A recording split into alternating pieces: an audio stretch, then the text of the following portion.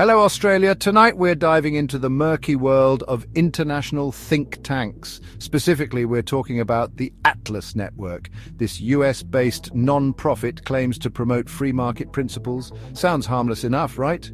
Hold on to your akubras, mates, because things are about to get wild. The Atlas Network operates on a global scale. We're talking about a network of around 600 affiliated think tanks in over 100 countries. Their goal? To spread their free market gospel far and wide. They do this by pumping money into these think tanks, which then churn out reports, articles, and policy proposals. They're like the McDonald's of think tanks, ubiquitous and always pushing the same agenda. Now, you might be thinking, John, what's wrong with a little free market thinking? And you know what? In a vacuum, not much. The problem is, the Atlas Network's version of free market often translates to benefit the wealthy at the expense of everyone else. And they're not exactly transparent about where their funding comes from. It's like finding a shrimp on the barbie that's still wearing a tuxedo. You know, something fishy is going on. So how does this all tie into Australia? Well, the Atlas Network has its tentacles firmly wrapped around Australian politics. They've been particularly influential in shaping policies on climate change, energy, and Indigenous rights.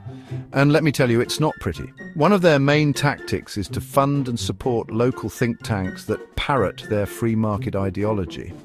In Australia, two of the most prominent examples are the Institute of Public Affairs, IPA, and the Centre for Independent Studies, CIS.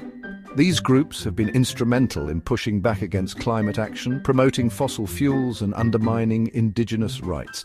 The influence of these think tanks within the Liberal National Party is undeniable.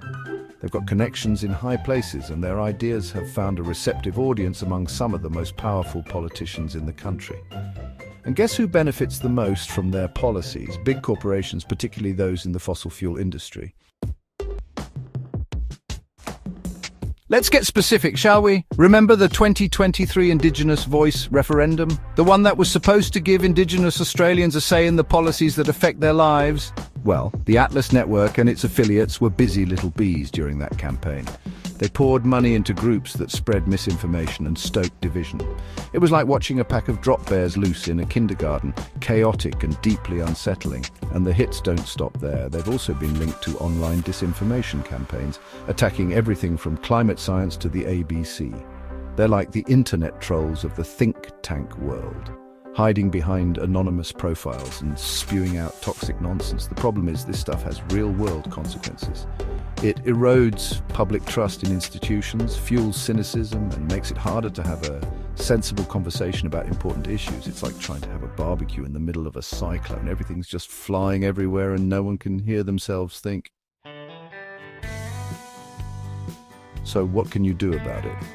Well, the first step is to be aware of the problem. Do your research, follow the money, and don't just believe everything you read online. Support independent media and fact-checking organizations, and hold your elected officials accountable for their connections to these groups. Remember, Australia, you've got a proud history of standing up to bullies and fighting for what's right. Don't let a bunch of out-of-touch think tanks dictate your future. Get informed, get angry, and get even. That's all the time we have for tonight. Good night, Australia, and try to stay out of the heat. Or, embrace it and become a nation of solar-powered badasses. The choice is yours.